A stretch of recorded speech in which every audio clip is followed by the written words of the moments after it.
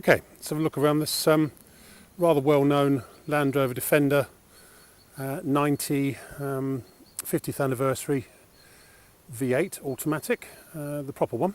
Rather well-known, number plate is S50DEF, which is probably the best plate you can get on one of these. I think it's number 260 from memory. We'll have a look at that when we get around the back. Spec-wise, standard, except it's got, well, we'll go around and see what it has got really. It's got a matching set of 5 BFG all-terrain TA, I think they're the 265s. Yeah, 265 75 R16s on it. It's got the standard Safari roll cage, but this one's fitted with 4 extra lights mounted on top of the cage. I think they have been there since it was first sold by the original supplying dealer. It's got the correct tubular side steps on it. This one's also fitted with a worn winch. Great big thing. I'll have to have a look at the handbook and see what power it is. But it mounted on a winch bumper with all the fair lead and everything. And there's a steering guard underneath. Remote controlled, and we've got the controls for it and everything. It's got the usual checker plate on the wing tops and the modesty covers and the rear quarters. And around the back it's got the North American spec rear step with integrated tow pack.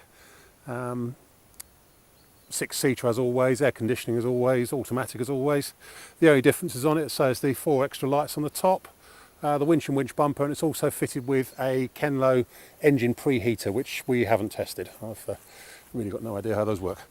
But there we have it really. It's in pretty good shape. A little bit of electrolytic reaction coming up here and there, as you expect on these at this age.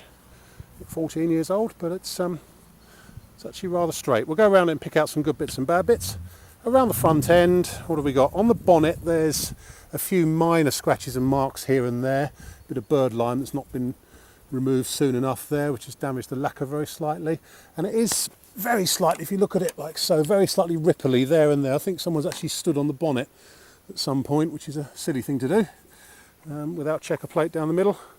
But the bonnet is very slightly ripply along the top surface, but no more than a lot of these in fairness. Bonnets aren't really supposed to be stood on without the checker plate on them. But around the front corner here we've got a depression just there which hasn't broken the paint above the near side front light unit just there. Looking down the near side, apart from a couple of minor parking dinks in the near side door, it all looks very straight down there. Slight bit of touched in paint just there on the front of the near side front wing, but all this looks pretty good. Scuttle corner on the near side looks fine, except for the hinge on the near side has lost a lot of its paint as always, and some of it's been touched in, not entirely successfully. Screen is good, but yeah, scuttle corner and A-post all look spot on, as does the arch. Passenger door here says a couple of minor parking dinks there and there, and a slight one I thought I saw in the barrel side, but I can't see it now. Maybe just, yeah, just there, but very, very faint. Inside here, all the proper 50th special trim has all survived well. The front seat bases perhaps could do with either a clean or maybe replacement. We've got a little bit of split stitching just there on the passenger one, and the seat bases aren't wonderfully clean. We haven't valeted the interior, just getting a bit of a vacuum out and stuff.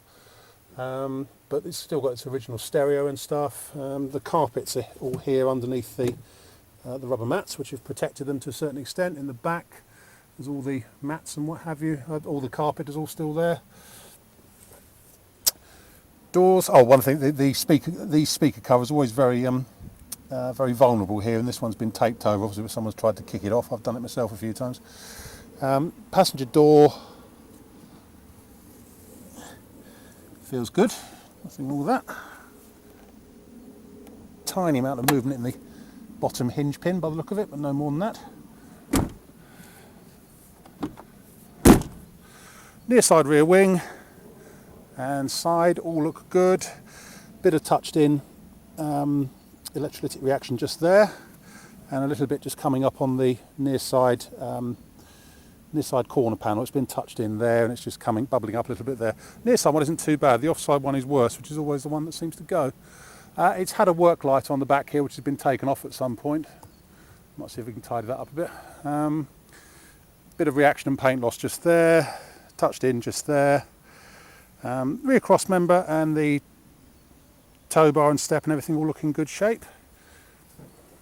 Tailgate, there's some electrolytic reaction just here and a tiny bit just coming up on the base of the tailgate. We'll see what it's like in there. In here, as I say, it's all there, all present and correct in the back. Rear door card has got a bit of tape on it here, I don't know what it's supposed to be hiding. Near side, the tailgate has got a small hole in the frame on the bottom corner just there, but the rest of it just feeling along there, apart from some surface rust, a little tiny bit in the corner there, it actually doesn't feel too bad, and it's still strong enough to support the weight of the spare wheel. Although as always a swing away carrier wouldn't go amiss.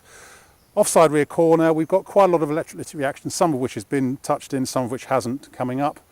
Fair bit there which hasn't been touched in, a bit there which lost its paint, some there which has been touched in a bit, and some around the offside rear indicator unit which has been touched in. It's fair to say that this offside rear riveted corner panel is quite poor. It's been touched in a few areas, but it is the riveted panel that just pops on there. Looking down the offside, that all looks quite clean and straight down there. Offside rear wing all looks fine. There's a slight sort of scratch just here, just above the wheel arch. But all the van side, apart from say some reaction just popping up here and there. Pretty much standard for one of these. 14-year-old Defender, especially in this colour. They're all in this colour. Offside door, we've got a very slight scuff just there on the barrel side. Very, very faint. A couple of scratches here and there and a couple of tiny parking dinks here and there. And a longer scratch just here, about 1 centimetre one there, another one there. Offside front wing, reaction coming up around the roll cage mounts there and some coming up around the arch here, but none has broken through the paint yet. And there's a very slight depression just on the front of the offside front wing just there, which hasn't broken the paint. Offside scuttle corner is all spot on. Same applies as to the hinge though. And in the driver's side here again, pretty much the same applies. The seat base on the driver's side isn't so bad actually. That was not bad, it's just losing a bit of its stitching. But the driver's door